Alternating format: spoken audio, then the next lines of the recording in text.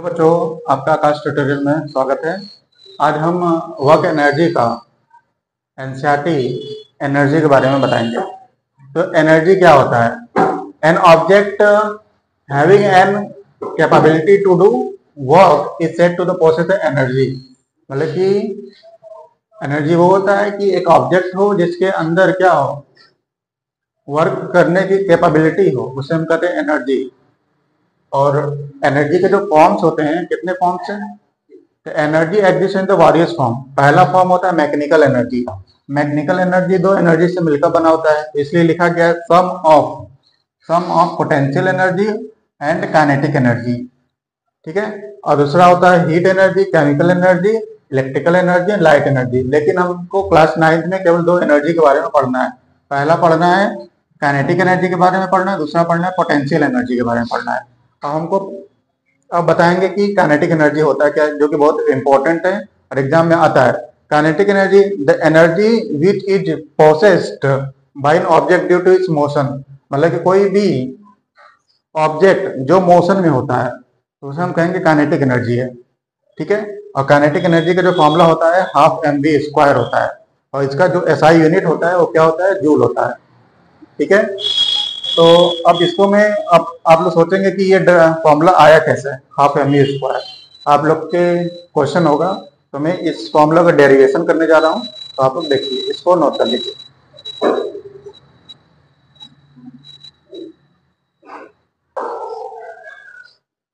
Expression of the kinetic energy. हम kinetic energy को prove करेंगे कैसे हुआ। वो फॉर्मूला हाफ mv² कैसे आया, देखिए कैसे आया। हमको पता है कि जो वर्क डन का फॉर्मूला क्या होता है, W क्या होता है? F इंटू S होता है। ठीक है। अब according two equations of motion, आप थर्ड इक्वेशन पढ़े होंगे मोशन चैप्टर में, इक्वेशन ऑफ थर्ड मोशन। तो उसी के हेल्प से मैं सॉल्व करूंगा। तो लिखेंगे equation of third motion, equation of third motion. Equation of third motion का फॉर्मूला क्या बताए थे? v² minus u² equal to 2as। तो s से s क्या था? डिस्प्लेसमेंट था। तो s इक्वल टू क्या हो जाएगा? v² minus u² upon 2a। ठीक है। अब हम लोग क्या करेंगे, f की वैल्यू क्या रखेंगे? f का फॉर्मूला होता है, क्या होता है f का फॉर्मूला?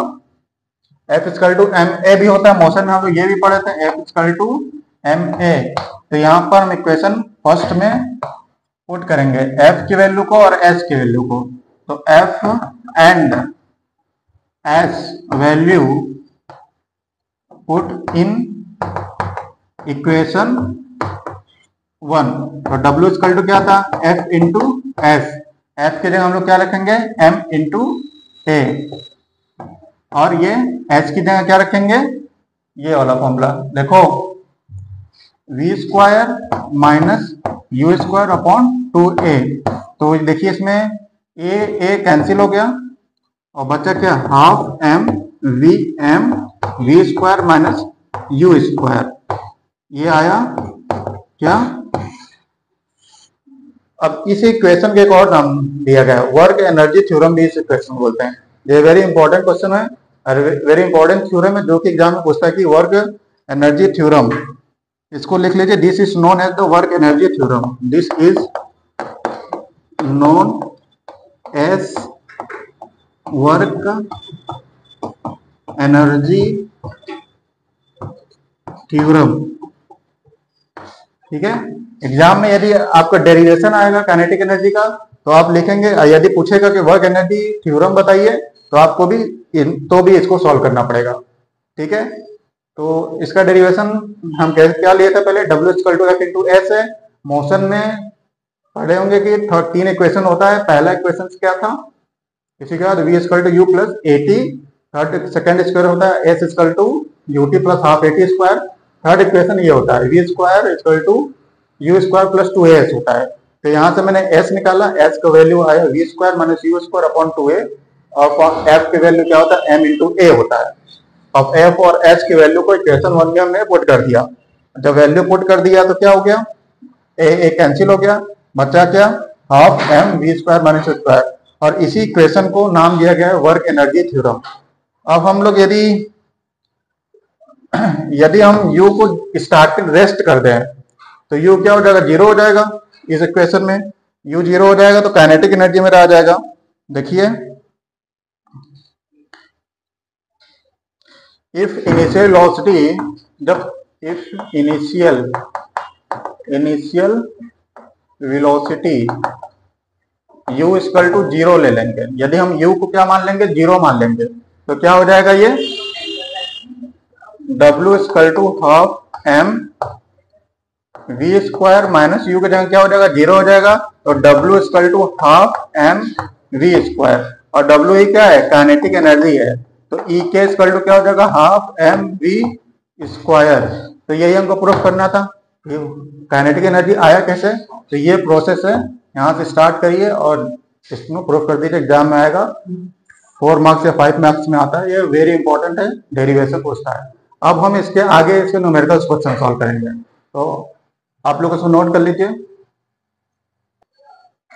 देखिए बच्चों, न्यूमेरिकल क्वेश्चन में पहला क्वेश्चन है काइनेटिक एनर्जी का, कि an object of mass 15 kg is moving with uniform velocity of 4 metre per second, what is the kinetic energy possessed by the object.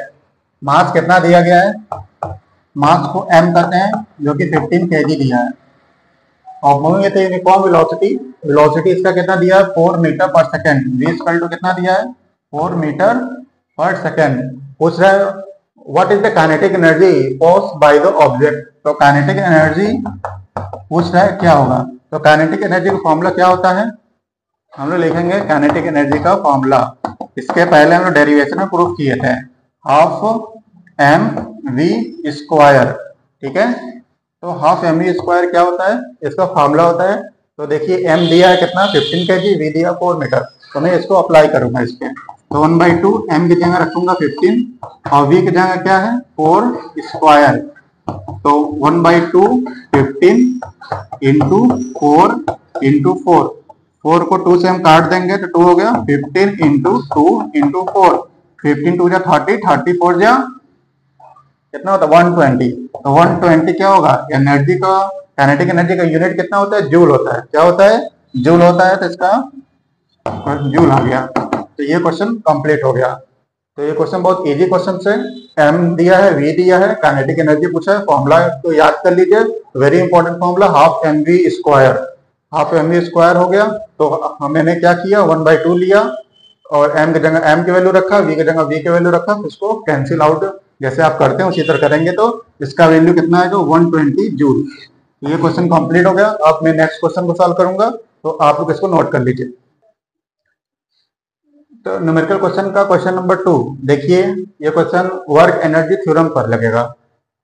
What is the work to be done to increase the velocity of the car from 30 km/h to 60 km/h if the masses of the car is 1500 kg।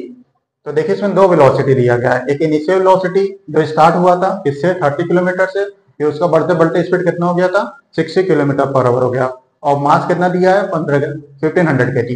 तो हम सबसे पहले इसको लिखेंगे कि क्या क्या given है, तो m दिया है तो m लिख लीजिए 1500, ठीक है, तो 1500 kg, और v कितना दिया कि v कितना दिया है, u हो गया आपका ये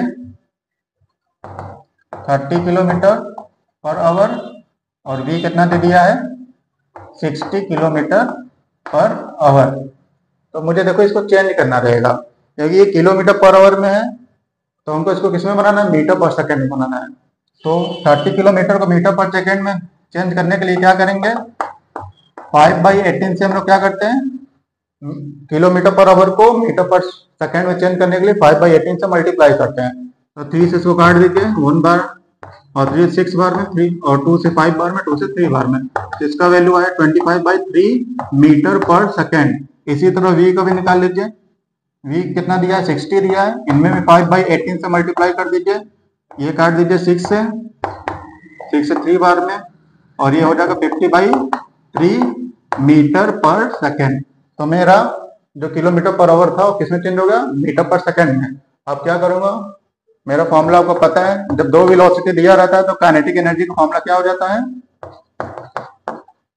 वर्क डन पूछ रहा है तो वर्क डन इक्वल टू क्या हो जाएगा?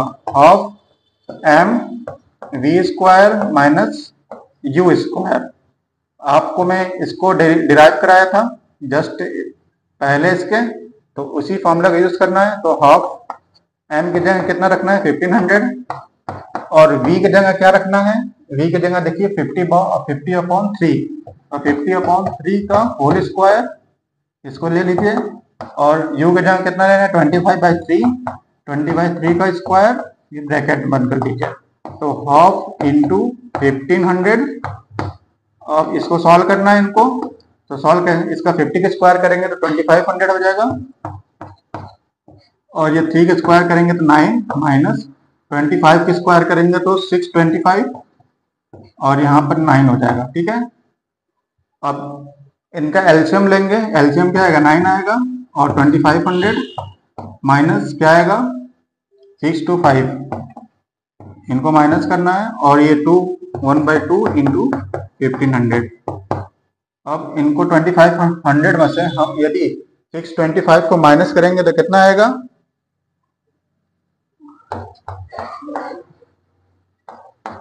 तो 10 में से 5 जाएगा तो 5, 9 में से 2 जाएगा तो 7, और 14, ये 4 हो गया। 14 में से 6 जाएगा तो 8, 1875, 1/2 1500, और ये आ गया 1875। 1500 को हम 2 से काटेंगे कितना आएगा? 750 आएगा, और 750 इंटू 1875 इनका मल्टीप्लाई कर देंगे तो इतना वर्क डन हो जाएगा। अब मल्टीप्लाई 3 डिजिट का मल्टीप्लाई कर लीजिए।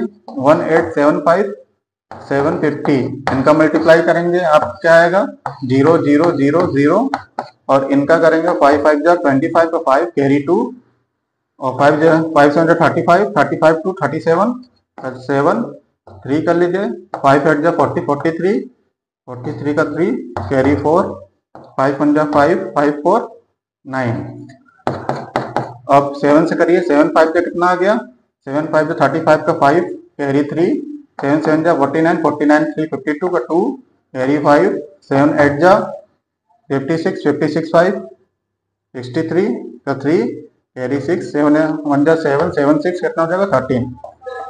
तो 0 5 12 कैरी दिया है इसको, 3 2 5 प्लस 1 6 हो जाएगा, और ये 12 4 1। तो इसका आंसर कितना आ गया?